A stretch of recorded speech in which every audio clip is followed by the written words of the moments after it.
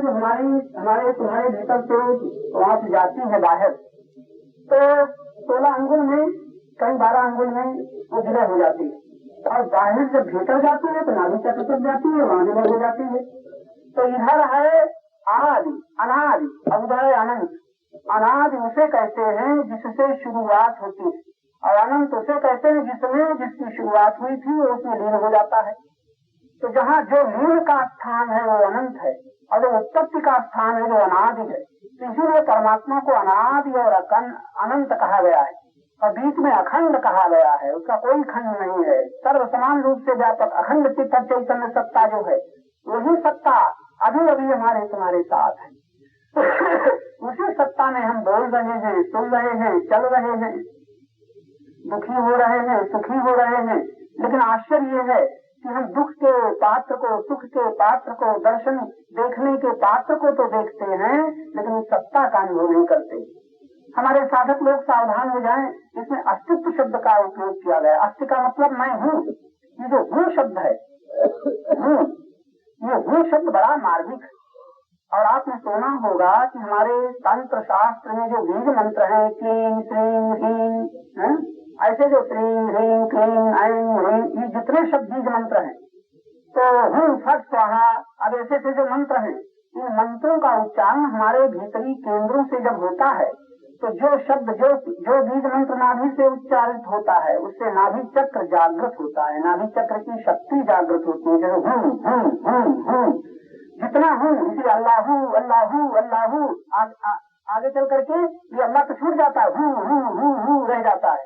इसी प्रकार वहाँ पर जो दक्षिण देश में लामा लोग जो होते हैं, लामा लोगों का एक मंत्र है, ओम मणि पद्मे हूँ, मणि पद्मे हूँ, मणि पद्मे हूँ। तो ओम पीछे रह जाता है, मणि पद्म का मतलब है नाभि चक्र, उसके बाद हूँ की ठोकर लगते लगते कुंडली शक्ति जागृत होती है। तो वो लोग इसी साधना से अपनी अंतर परमात्मा की शक्ति को जगा देते हैं। मणि पद्मे हूँ, ये हूँ तो निकलता है, हकार निकलती है नाभि से, और उसका अंत होता है नकार में, हूँ ओम। ये ओम बहुत हल्का मंत्र है, बहुत शुद्ध अंताकरण वाले के, सरल अंताकरण वालों के लिए, जिनसे पापों के द्वारा अंताकरण कठोर नहीं हो गया है, उनके लिए ओम शब्द काम कर जाता है। जैसे हमारे शास्त्रों में कहीं कहीं निषेध है कि ओम शब्द का उच्चारण हर एक को नहीं करना चाहिए। ओम के उच्चारण सबसे नहीं बनेगा। उच्चारण का मतलब ऊपर की ओर जहाँ जो हमें चढ़ा ले जाए, उसको उच्चारण कहते हैं। तो ओम का उच्चारण बहुत हल्की प्रकृति वालों के लिए है, जो जटिल नहीं है, कठोर नहीं है, जिनके पाप ज्यादा नहीं गिरे हैं, उनके लिए ओम शब्द काम करता है। ऐसे हमारे देश में पहले ब्राह्मण हुआ करते थे, ब्राह्मण सदाचारी, सुशील, शांत, स्वस्थ हुआ करते थे, इसलिए उनका काम ओम से चल जाता था। लेकिन आज ओम से काम नहीं चल रहा है। आज तो नाभि चक्र की जो शक्ति है, जब तक वो न जगेगी तब तक ऊपर हृदय चक्र नहीं जगेगा, कंठ चक्र, विशुद्ध चक्र नहीं जगेगा, आज्ञा चक्र नहीं जगेगा। ये जगने के मतलब है शक्ति का जागरण। तो जिस चक्र में हम ज्यादा जोर देते हैं, उस चक्र जलता है। तो एक क्रिया है, वो क्रिया हमने कभी कराई नहीं यहाँ पर, क्योंकि हर एक आदमी उसमें सफल नहीं हो पाता।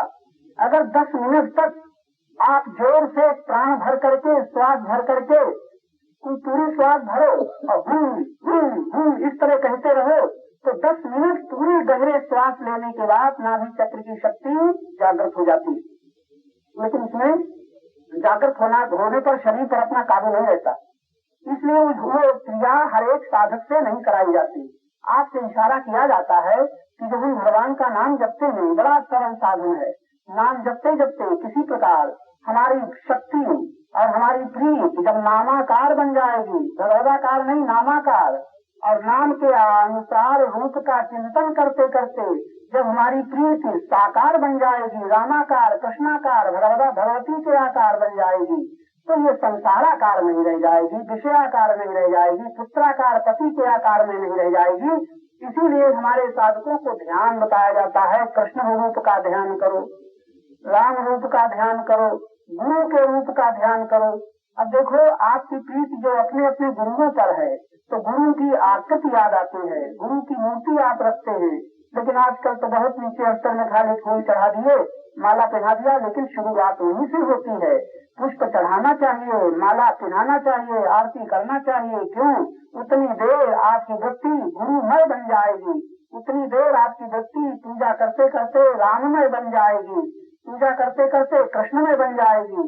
लेकिन जीवन भर जब उसी में अटके रहोगे तो उधर तो प्रीति थोड़ी राममय बनी, कृष्णमय बनी, गुरुमय बनी, और जब प्रपंच में गए तो वही प्रीति धनमय बनी है, तनमय बनी है, परिवार में बनी है। बस यही गड़बड़ है। जारी न चाहिए कबहु कछु तो सन सहज सनेश।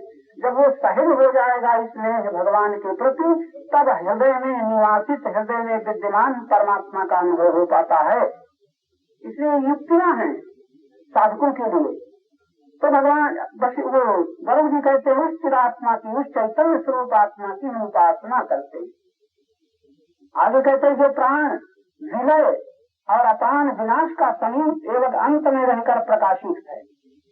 बड़ी विचित्र बात है। जहाँ प्राण का अंत होता है और जहाँ प्राण नष्ट हो जाता है, उसके बीच में, उसके आरंभ में, उसके अंत में जो शुद्ध चैतन्य स्वरूप आत्मा है, जो सबको प्रकाशित करता है, तथा जो प्राण के भीतर रहता है, श्वास हमारी जा रही है भीतर, यहाँ पर भी वही परमात्मा, श्वास हमारी बाहर निकल रही है, वहाँ पर भी वही परमात्मा। तो हम लोग वशिष्ठ कहते हैं हम लोग उस चिरात्मा की उपासना करते हैं, चैतन्य स्वरूप आत्मा की उपासना करते हैं। और बताया जो प्राण व्यापार में, जीव के व्यापार में, यानी प्राण के व्यापार में, जीव के व्यापार में निमित्त है। जरा ध्यान देना, अगर हमारी श्वास की गति बंद हो जाए तो हमारा चलना फिरना उठना बैठना सब समाप्त हो जाएगा। लोग कहते हैं हार्ट फेल हो गया, श्वास बंद हो गई। एक समय ऐसा समय आएगा, अभी अभी आ सकता है, सब घंटे भर बाद आ सकता है, 10 वर्ष बाद आ सकता है। क्या आ सकता है? एक श्वास निकलेगी फिर लौटेगी नहीं, बस इसी का नाम तुम मृत्यु रखते हो। श्वास का न लौटना, श्वास का लौट आना जिंदगी और श्वास का न लौटना मौत। ये दो मुहूर्तों में, यानी 2 बिंदुओं में जीवन और मृत्यु का सवाल है। श्वास भीतर चलने लग गई, कहते जी रहा है, श्वास बंद हो गई, मर गया। तो जो प्राण के व्यापार में, जीव के व्यापार में जो केवल निमित्त है, उसी के द्वारा सारा व्यापार हो रहा है। उस चिरात्मा की, चैतन्य स्वरूप आत्मा की हम लोग उपासना करते हैं। और आगे जो मन के, चित्त के, बुद्धि के, अहंकार के व्यापार में निमित्त है, इतना सरल है। आप लोग अगर सोच पा रहे होंगे, इसी क्षण देखो तुम्हारा मन जो चंचल है, उस चंचल के पीछे स्थित चेतना है, चेतन तत्व है। तुम्हारी बुद्धि में जो तरह तरह के विचार उठ रहे हैं, उस बुद्धि के पीछे अखंड नित्य चेतन तत्व है। तुम्हारे अहंकार के पीछे, यह अहंकार कितना कर्ता बना हुआ है, इस अहंकार के बीच में, अहंकार के मध्य में, अहंकार के आरंभ में, अहंकार के अंत में जो चैतन्य स्वरूप आत्मा है, निमित्त भूत है, उसी के रहने से ये सब क्रिया हो रही है। उस चैतन्य स्वरूप आत्मा की हम लोग उपासना करते हैं। और इशारा किया है जिसमें समस्त पदार्थ विद्यमान है। ये सारी सृष्टि, जो कुछ भी वृक्ष, चींटी, हाथी, जो कुछ भी हो रहा है, जिसमें समस्त पदार्थ विद्यमान है, जिसमें सब कुछ, जिससे सब कुछ उत्पन्न हुआ है, यानी जिससे ये सब उत्पन्न हुआ है और जिसमें ये सब है, जो सर्वात्मक है, सर्वमय है, चारों ओर जो स्थित है, ऐसे सर्वमय, यानी सूर्य चंद्रादिकों को जो प्रकाश देने वाला है, सूर्य और चंद्रमा जिसकी सत्ता से प्रकाशित हो रहे हैं, जो सब में पवित्र पुण्य रूप है, जो समस्त कल्पना कलंकों से मुक्त है, जहाँ प्राण अपान दोनों उत्पन्न नहीं होते, जो प्राणापान की शक्ति है, जो प्राणोपासना से प्राप्त करने योग्य है, उस तत्व की हम उपासना करते, उस चेतन तत्व की हम उपासना करते। आप लोग फिर थोड़ा सावधान हो जाएं। आज की साधना की बात, हमें जब से इसका पता चला तो हमें फिर क्या होता है, कुछ करने की जरूरत नहीं रहती। ये प्राणोपासना इसका नाम है। आज जो आपने चर्चा सुनी, इसको कहते हैं प्राणोपासना। जैसे साकारोपासना, जैसे जो किसी वस्तु के निकट अपने को पाए वो कहते उसका उपासक, तो इसका नाम है प्राणोपासना। प्राणोपासना के लिए किसी मंदिर की जरूरत नहीं है, प्राणोपासना के लिए किसी माले की जरूरत नहीं है, प्राणोपासना के लिए पुष्प और धूप की जरूरत नहीं है। लेकिन इसका मतलब ये न समझ लेना कि ये सब बेकार है। अपने अपने स्थान में ये भी विज्ञान है। धूप क्यों जलानी चाहिए, दीपक क्यों जलाना चाहिए, और घी का ही दीपक क्यों जलाना चाहिए? अरे मिट्टी के दीपक में, सरसों के तेल के दीपक में और घी के दीपक में बड़े अंतर हैं। घी के दीपक से आपके नेत्रों की ज्योत विचित्र ढंग से शीतलता आएगी, लेकिन शीतलता और बात है और ठंडक और बात है। लेकिन मिट्टी का तेल जलाओगे दिमाग खराब होगा। कड़वा तेल में भी नेत्रों को बल मिलेगा, लेकिन तीव्र शक्ति है। इसलिए मुसलमान लोग मस्जिद में लुबान जलाते हैं। लुबान की गंध के दूसरी शक्तियाँ आकर्षित होती हैं। हवन सामग्री से ये धूप दीप है, इससे दूसरी शक्तियाँ आकर्षित होती हैं। पुष्प का संबंध देवताओं से, लाल फूल का पुष्प का संबंध और देवता से, पीले पुष्प का संबंध और देवता से, नीले पुष्प का संबंध और देवता से। इसलिए पुष्पों का भी विधान है, घंटा बजाने का भी विधान है। लेकिन आजकल हम लोग तो कवायद की करते हैं, उसके मर्म को, रहस्य को नहीं जानते हैं। तो आज की चर्चा में जहाँ आप सब तरह की उपासना करते हो उसमें अटक न जाओ, जबकि तुम्हें किसी की अपेक्षा न रह जाए। ऐसा एक समय आ जाए तुम्हें किसी वस्तु की, किसी व्यक्ति की, किसी साधन की जरूरत न रह जाए। कल मैंने बताया था अपेक्षा रहित अनपेक्षा शिशिर दक्षा उदासीनो गतव्य था, कि किसी की अपेक्षा नहीं रखता।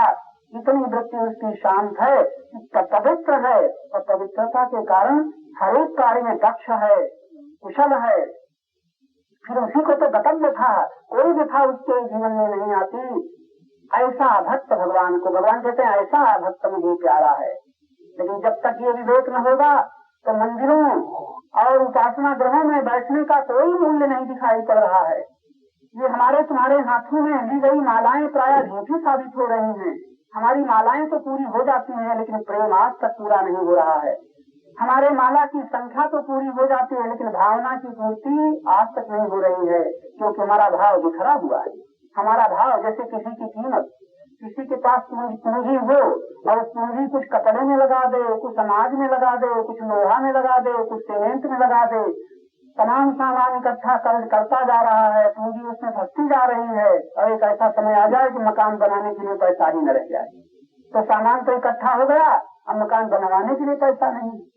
कैसे ही हम लोग थोड़ा थोड़ा सामान इकट्ठा करते हुए साधना का जब भी करने लग जाते हैं, माला भी ले लेते हैं, आसन भी ले लेते हैं, मंदिरों में बैठने भी लग जाते हैं, लोग मस्जिदों में जाते हैं, लोग गिरजाघरों में जाते हैं। ये सब कुछ हो रहा है, लेकिन तब तक ये सब झूठ मालूम होता है जब तक विचारों के आंतरिक प्रवाह से हम मुक्त नहीं होते। हमारे विचार क्या होते?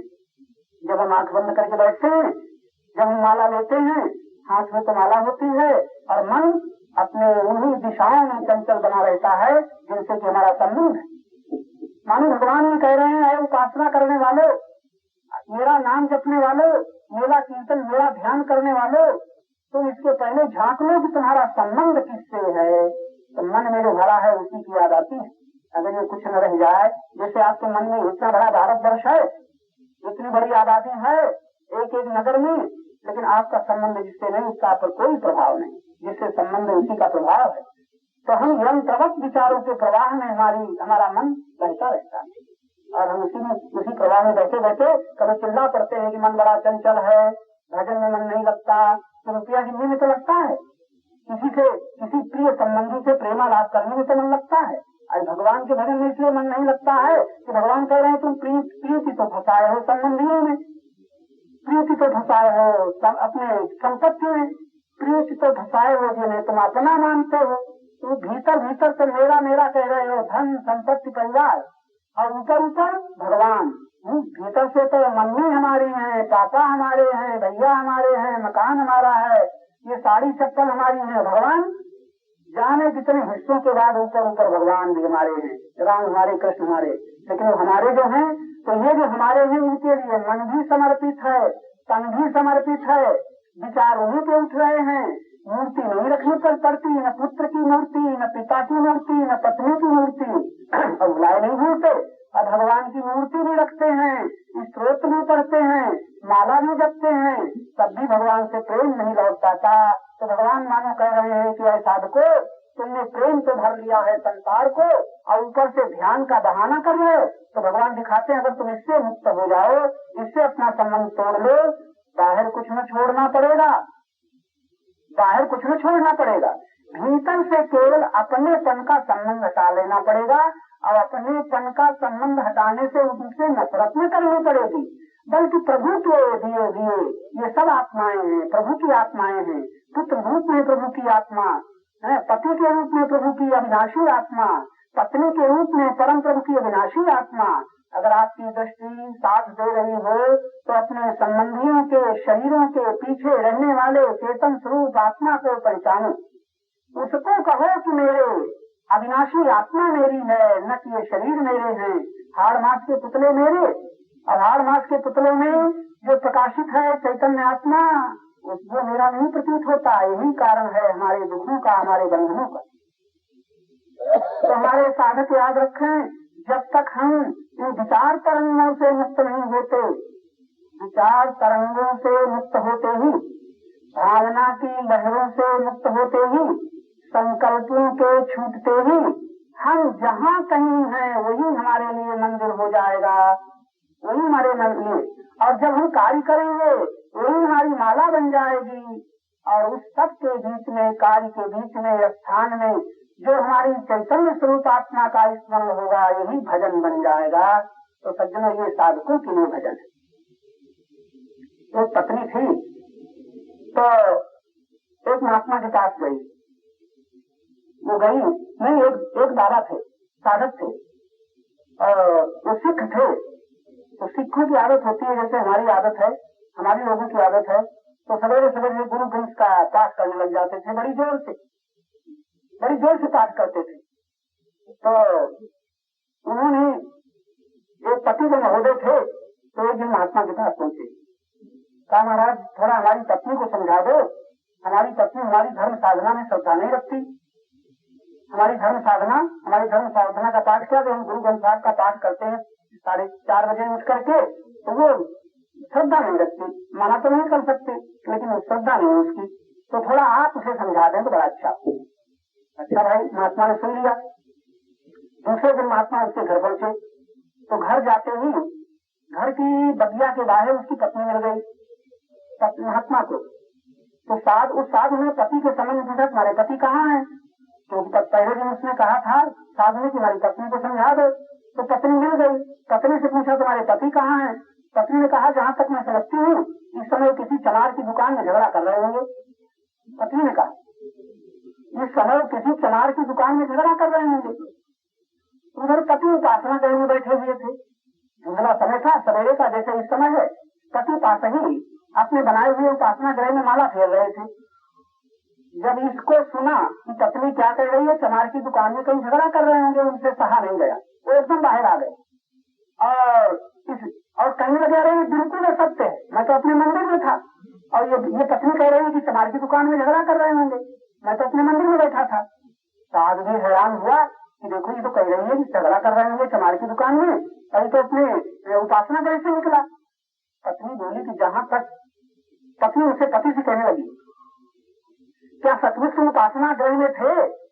तुम माला तो जप रहे थे, क्या तुम्हारी हाथ में माला, ये हाथ में तो माला थी, लेकिन तुम्हारा मन मंदिर से और कहीं नहीं था? पति को होश आया और वो कहने लगा सच ही, वो माला फेरते फेरते चमार की दुकान में मन चला गया था, क्योंकि मुझे जूते खरीदने थे। और पत्नी ने ऐसा क्यों कहा कि रात को पति ने कह दिया था सवेरे हमें जूता खरीदने जाना है, तो पत्नी जानती थी कि रात में जो संकल्प करके लेते हैं ये सवेरे दुकान में इनका मन पहुंच गया होगा, भाव तोड़ने इनका आदत थी, बहुत आदत थी, यदि झगड़ा की तो जूते खरीदते थे। रात में उसकी पत्नी ने कहा था कि मैं सुबह होते ही उन्हें खरीदने चला जाऊंगा। तो विचार में तो था चमार की दुकान और हाथ में थी माला, ऊपर से भजन, तो इस तरह से मेल तोड़ने को झगड़ा ही हो रहा था। पति बेचारा चुप रह गया। इसीलिए हमारे संत कहते हैं कि कम से कम विचारों को छोड़ो और निर्विचार होकर के रहो, विचार रहित होकर के देखो, तो क्या होगा, जहाँ तुम हो वहीं प्रभु का आगमन हो जाता है। साधक को ध्यान दे, जहाँ तुम हो वहीं प्रभु का आगमन हो जाता है। उसे खोजने तुम कहाँ जाओगे? अरे जिसे तुम जानते नहीं हो जिसे तुमने देखा नहीं है उसे तुम कैसे खोजोगे सिवाय इसके कि तुम कल्पना करोगे और तुम्हारी प्रीति कल्पनाकार बन जाएगी। कल मैंने बताया था मन में संकल्प करने की बहुत महान शक्ति है, मन में कल्पना करने की बहुत महान शक्ति है, मन में आविष्कार करने की बहुत महान शक्ति है। आज के युग में आविष्कारों का चमत्कार आपको दिखा रहा है, सब मन का चमत्कार है। तो उस परमात्मा को हम खोज से नहीं बल्कि स्वयं के भीतर, अपने आप के भीतर शांत होकर के, मौन होकर के, चुप होकर के, दृष्टा बन करके जब देखेंगे तब अनुभव होगा कि एक खंड परमात्मा सत्ता सर्वत्र सबका प्रकाशक बन रही। तो आपने ये जो सुना, कहने का तात्पर्य कि हम उपासना किसकी करें, तो मैं आपको एक सम्मति देता हूँ। मैं भी प्राय इसी उपासना को पकड़े हुए हूँ। क्या? चलते फिरते श्वास के भीतर जाने पर ख्याल रखो और श्वास के निकलने पर को ध्यान से देखो। लेटे हो तो, बैठे हो तो, और एक भीतर भीतर प्रश्न कर दो कि मैं जब ध्यान नहीं देता तब भी श्वास चलती रहती है, मैं जब कहता हूँ सो गया तब भी श्वास चलती रहती है, मैं किसी से लड़ता हूँ, किसी से प्रेम करता हूँ तब भी श्वास चलती रहती है। क्या श्वास मैं चलाता हूँ? उत्तर मिलेगा नहीं। तो श्वास जिसके द्वारा चलती है वो परमात्मा प्राण के पीछे विद्यमान है, उसको कहाँ खोजोगे? आप कहोगे भगवान कहीं मिल जाए, भगवान आपकी शक्ल में मिल जाए ना, तो भगवान की आपने कल्पना कर ली। कल्पना के भगवान भी मिलते हैं, कल्पना के भगवान ऐसा हो न मिले। क्योंकि बड़ी विचित्र बात है कि जो मनुष्य में एक ऐसी शक्ति है, उस शक्तियों के द्वारा जो कुछ भी वो सोचेगा, जैसा भी कल्पना करेगा, वैसा ही उसके सामने आ जाएगा। क्यों? इसलिए कि जीवात्मा का एक छोर है, जीवात्मा का एक छोर तो देह है और दूसरा छोर परमात्मा है। थोड़ा इसको सोच लें, अभी सोचें। ये तुम जो देह को देख रहे हो, एक छोर तो ये हुआ, लेकिन जिस चेतना में, जिस चैतन्य सत्ता में देख रहे हो, दूसरा छोर वो हुआ। बीच में है अहंकार और बीच में अहंकार की हो रही यात्रा, और यात्रा करते करते, लाखों शरीरों को धारण करते करते आज ऐसी जगह पर हम लोग पहुँचे हैं कि जहाँ पर ये इस तरह का विचार कर रहे हैं। लाखों आदमी इस तरह का विचार न करेंगे, इस तरह का विचार न सुनेंगे, उनकी समझ में नहीं आएगा। तो आप शांत होकर के कभी कभी इस देह को देखा करो, एक छोर में देह है और दूसरे छोर में परमात्मा है। परमात्मा का जो भाग दृश्य है, दिखाई देता है, वही प्रकृति। परमात्मा का जो साकार रूप है वो प्रकृति है, और प्रकृति का जो भाग अदृश्य निराकार है वही परमात्मा है। बताइए कितनी दूरी हुई? परमात्मा का दिखने वाला भाग प्रकृति और प्रकृति का न दिखने वाला भाग परमात्मा।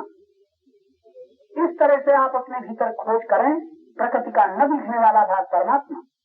बड़ी सुंदर बात हमें संतों से मिली है।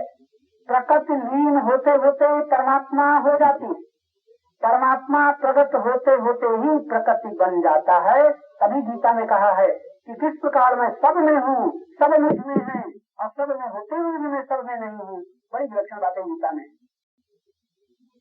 तो प्रकृति का यानी प्रकृति लीन होते होते परमात्मा रह जाती है, परमात्मा प्रकट होते होते प्रकृति बन जाता है। अब बताइए क्या दूरी है? जितना आप शांत होते जाएंगे, अभी अस्तित्व का अनुभव करो, अभी परमात्मा का अनुभव करो, अभी आत्मा का अनुभव करो, अभी देह को देखो, अभी मन को देखो, मन की चंचलता को देखो, रोको नहीं। शक्ति के द्वारा मन में गति चल रही। लेकिन हम तो लड़ते हैं। हमको याद रखना चाहिए कि जिन शक्तियों से हम लड़ते हैं वो हमारी भी हैं, दूसरे की नहीं है। क्रोध करते हैं तो क्रोध किसका है, लोभ किसका है? हमारी ही शक्ति मय बन गई है, क्रोधमय, लोभमय, मोहमय बन गई है। लड़ने से क्या होगा? अपने आप से लड़ेंगे और इससे राग द्वेष बढ़ेगा, विषमता बढ़ेगी, जीवन नर्क बन जाएगा। लेकिन जो समस्त योगी है, गीता के सिद्धांतानुसार योग साधना करते करते जो समता में पहुंच गया है, तो समस्त योगी दोनों को स्वीकार करता है। वो लड़ता नहीं, विष अमृत दोनों को देखता है, और विष अमृत के पीछे विश्व अमृत के प्रकाशक को देखता है। तो आप लोग ये बराबर याद रखें। मैंने प्राणोपासना की जो बात कही, जब एक तो सबसे कठिन है याद रखना, सुन रहे हैं, लेकिन प्राण ये बाहर जा रहा है, इसी को हमारे सन्यासियों में सोहम की उपासना बताई जाती है। सोहम सोहम सोहम सोहम, वही हकार यहाँ पर भी है। सो श्वास, श्वास बाहर जाए हम, श्वास भीतर आए सो हम। तो ये हम जो निकल रहा है, इससे ठोकर लगती है, शब्द के बार बार केंद्रित करने से इसमें शक्ति ऊपर की ओर चढ़ती, ऊपर की ओर चढ़ती, इसमें हमें समता आ जाएगी। तो प्राणापान समोकत्वा, गीता में भी आया, प्राणापान को सम करो और नासा पर अपनी दृष्टि रखो, दृष्टि के आगे जगत न रहने दो। कैसी सुंदर साधना भगवान बताते हैं, उसी का यहाँ संकेत है। प्राणों को देखते रहो, बाहर जा रहे हैं इतने अंगुल तक, भीतर जा रहे हैं, इसको देखते देखते काम में लगना है, लग जाओ। लेकिन साधना का सबसे सरल अर्थ है निष्क्रिय होना, क्रिया को छोड़ देना। तब ऐसे साधक को ऐसी कोई बाधा नहीं जो साधना न बन जाए, साधन न बन जाए। लेकिन याद रखना, अगर अज्ञान है तो ऐसा कोई साधन नहीं जो बाधक न बन जाए। विवेकी के लिए, प्रेम से भरे हुए हृदय के लिए और प्रेम से भरे हुए हृदय के द्वारा दोषों के त्यागी के लिए ऐसी कोई बाधा नहीं जो साधना न बने। मान लो कोई दुख देने वाला आ गया, विवेकी लिखे वो भी साधन बन जाएगा गुरु के विकास का। जो कुछ भी आएगा, प्रतिकूल आएगा, वहाँ भी मान लो संयोग है, सेवा कर लो। संयोग वियोग आ जाए, वियोग आते ही संबंध तोड़ लो, असंग हो जाओ। धन मिलाए दान कर दो, धन न मिलाए तपस्या करने लग जाओ। भोजन मिलाए खा लो, भोजन न मिलाए सब लोग व्रत कर रहे हैं। कपड़ा मिलाए पहन लो, कपड़ा न मिलाए तो गरम त्यागी बन रहे। इस प्रकार सबको स्वीकार करो, समस्त योगी दोनों को स्वीकार करता है। इस तरह की धारणा बना करके हमारे संत और शास्त्र कहते हैं आनंद में जियो। लेकिन सबसे कठिन है आगे की चिंता और बीते हुए की याद। तो कहते हैं अतीत और भविष्य हमारे वर्तमान को नष्ट न कर सके। हम शायद यही कह करके समाप्त करें कि जो आगे की चिंता है और भविष्य का जो मनन है, यही हमारे वर्तमान को नष्ट कर रहा है। बहुत कठिन है इस पर सजग रहना। जब कभी आप काम से फुर्सत पा जाएं, जब कभी समझे सब समस्याएं सुलझ गई, मैंने प्रोग्राम बना लिया, अब प्रोग्राम के अनुसार कल काम करना है, अगर आपकी बुद्धि में स्थिर हो गया है, बस वहीं पर आप शांत हो जाओ, सजग रहो। क्या कहीं फिर याद न आ जाए आगे की, कहीं फिर याद न आ जाए बीते हुए की। तो अतीत और भविष्य हमारे वर्तमान को नष्ट कर रहा है, ये नष्ट न कर सके, इसलिए साधक को सजग रहना चाहिए, सजग रहना चाहिए। तो प्राणोपासना की बात आपके सामने आज की गई, अब इतना पर्याप्त है।